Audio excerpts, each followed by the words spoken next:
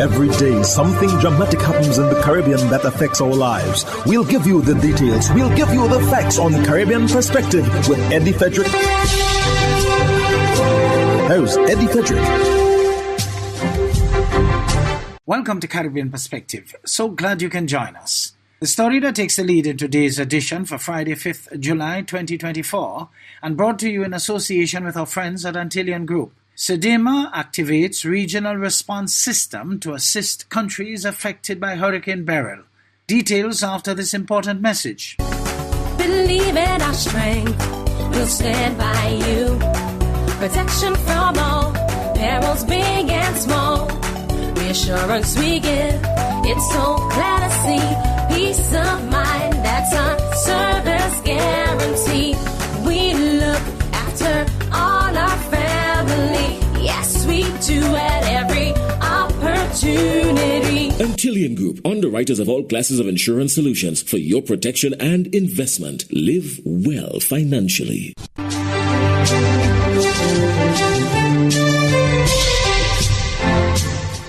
Welcome back. The Caribbean Disaster Emergency Management Agency, CDEMA, has activated its regional response system. It is ready to assist as Hurricane Beryl continues to wreak havoc on islands in the Eastern Caribbean. HGP's Tiana Cole provides more details on the measures being taken by CDEMA to aid affected areas and the current status of the hurricane's impact. The Caribbean Disaster Emergency Management Agency, CDEMA, on Wednesday held a press briefing to update the region on the impact of Hurricane Beryl on the participating states and coordination and response mechanisms in place. Executive Director of CDEMA, Elizabeth Riley, said the states currently under threat from Hurricane Beryl are Jamaica, Cayman Islands, Haiti, and potentially Belize. Riley said CDEMA has been in discussion with Jamaica to operationalize a response in the event the entire population is affected. The CARICOM Disaster Relief Unit and appropriate sort support will be available, Riley noted. Bahamas has also placed teams on standby for support to Jamaica as well, and they are in the northwestern subregion. And we do have an arrangement with the international militaries that support our regional response mechanism. The regional coordination plan has been activated by CDEMA, a coordinating unit. And on Tuesday, the heads of CARICOM government convened an emergency session to discuss and establish plans to provide support to their affected neighbors. We have deployed a CARICOM emergency telecommunications team to St. Vincent and the Grenadines with telecommunications supplies, which include mobile communication systems comprising laptops, power supplies, Starlink satellite internet service, as well as solar power generators so that these can function independently. And a similar deployment will be made to Grenada. Additionally, a rapid needs assessment team was deployed to St. Vincent and the Grenadines on Tuesday, which was facilitated by the Guyana Defense Force GDF aircraft. There are also a number of regional institutions supporting the rapid needs assessment. For St. Vincent and the Grenadines, the government has expressed a preference for cash donations. They are mindful that there are items that are currently on the way, and of course these will be accepted. Similarly, the government of Grenada has announced that it will also be accepting cash contributions. The government has released the need list and will only take donations for items listed. Riley added that there has been no request so far from Grenada or St. Vincent for medical support.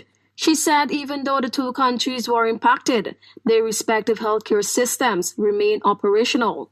Tiana reporting for the HGP Nightly News. St. Lucia's Prime Minister Philip J. Pear has made an urgent call for industrialized nations to pay up for the devastation caused by climate change, evidenced by the increasing adverse weather systems impacting the region. Prime Minister Pear says the loss suffered by small island developing states is not sustainable and those responsible should meet the cost.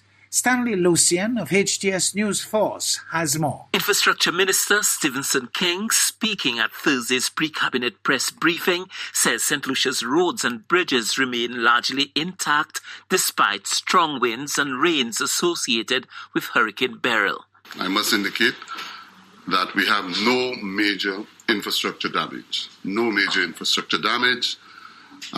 Much of our response was about clearing of roads, fallen trees, unblocking of culverts and drains, really minor incidents of interruption. In one or two cases, we were called upon to at least clear up some of the waterways, ravines, etc. But generally, we seem to have survived quite nicely.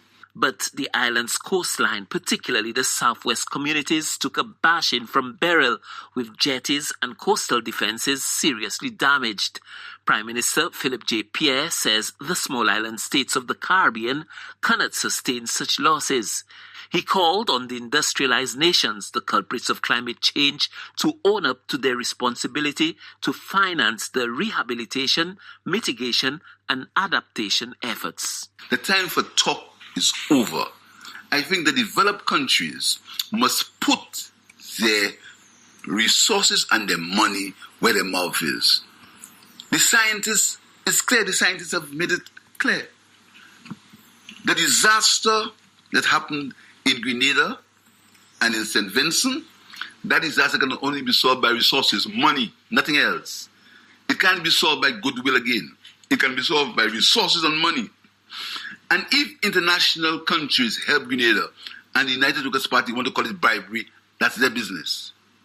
I think there's need now for us to have almost a Marshall Plan, where when these things happen, there is instant support, both for adaptation and for mitigation.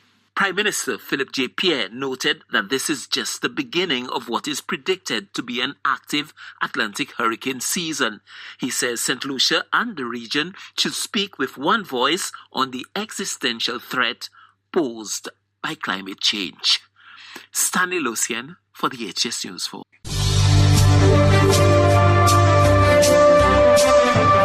You're listening to Caribbean Perspective with Eddie Frederick, in association with our friends at Antillian Group, underwriters of all classes of insurance solutions for your protection and investment. Live well financially. The hurricane season is now upon us, so we as Caribbean people need to remember to think safety and be prepared. Avoid venturing outside during a storm or hurricane, especially if there are strong winds. Rooftops and other debris are often blown about and can cause great damage.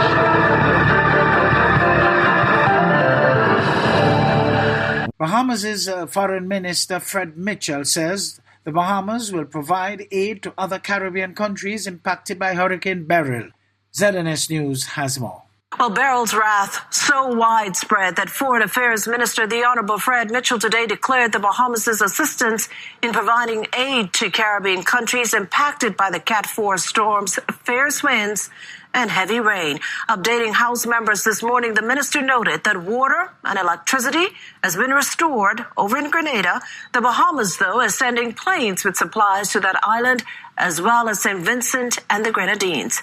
As for the Bahamians weathering the storm in Jamaica, we've indicated publicly that any emergency which would require additional action on behalf of Bahamians in Jamaica, the Bahamas government is on standby to assist with that. Prime Minister Davis spoke with Andrew Holness, the Prime Minister of Jamaica, yesterday, and they've done their best to sort of batten the hatches and await what transpires. So we pray that there's a good result in the circumstances, but we know that there'll be a lot of pressure because of the strength of this storm. The impact of Hurricane Beryl across the region has ratcheted up calls for immediate action on climate justice. Those calls are coming from the Alliance of Small Island States, AOSIS, of which Antigua and Barbuda is a member. ABS's Alicia Humphreys reports. Chairman of the Alliance of Small Island States, Ambassador Dr. Paulo Lutero, is intensifying calls for climate justice in the wake of Hurricane Beryl's onslaught. A statement from AOSIS quotes Dr. Lutero as saying, "It is critical that COP29 be a transformational moment in history. We demand to see clear action that will reduce emissions by 45% by 2030 and reach net zero by 2050. And a new climate finance goal that is fit for the purpose for small island developing states is imperative." He also says, "We refuse to be the sacrificial lambs, paying the price for industrialized countries' obsession with fossil fuel proliferation."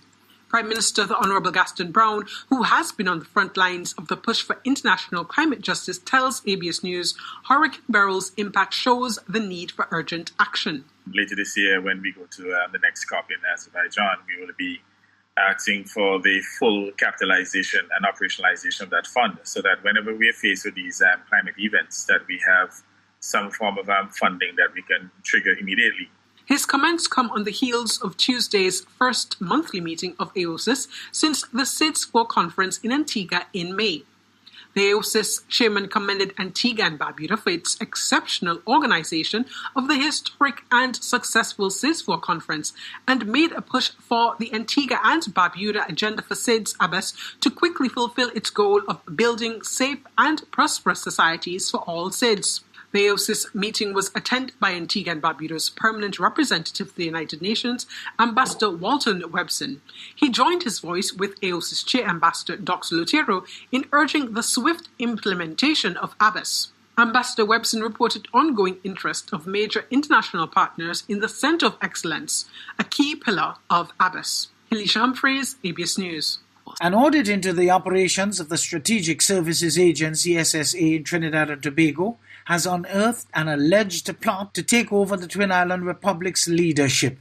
Prime Minister Dr. Keith Rowley read a report to the Parliament on Wednesday, July 3rd, revealing that the agency had been purchasing high-powered weapons and ammunition, much of which is yet to be accounted for. The Prime Minister also reported that people were being recruited from a religious institution, which he described as a cult.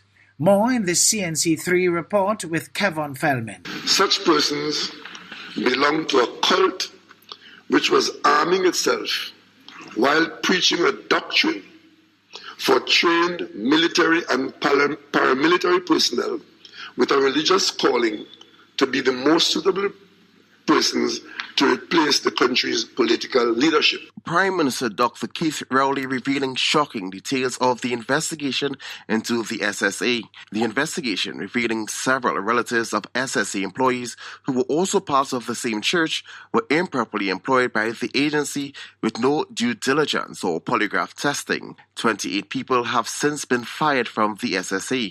The Prime Minister saying those cult members possess influence so high that it was detrimental to the country's national security. Even more shocking was the revelation of a cache of guns and ammunition acquired before it was legal to do so. One example was the establishment and operation of a highly trained and militarized tactical response unit. Dr. Rowley said the SSA purchased 8,000 rounds of .9mm ammunition in 2017, but in 2022 that increased to 100,000 rounds. In 2016, it held 24 pistols and revolvers, but by 2021, it increased its cache to 103, including military-grade firearms. Why would an intelligence gathering agency with a mandate to collect and share information with operational units in other law enforcement and defense agencies find it necessary to secretly have an operational unit of that nature and magnitude? The audit also revealed the whereabouts of 70,000 rounds of ammunition purchased by the SSA remain unaccounted for. But Madam Speaker, that's not all. Shockingly, the audit discovered that the former director of the SSA initiated the procurement of high-grade military bolt-action rifles, complete with the most modern silencers and other accessories. Dr. Rowley said before November 2023, the National Security Council was unaware that the SSA possessed those levels of arms and ammunition and engaged in extensive weapons training. Dr. Rowley noted that police are now investigating. Kevin Fellman, CNC3 News.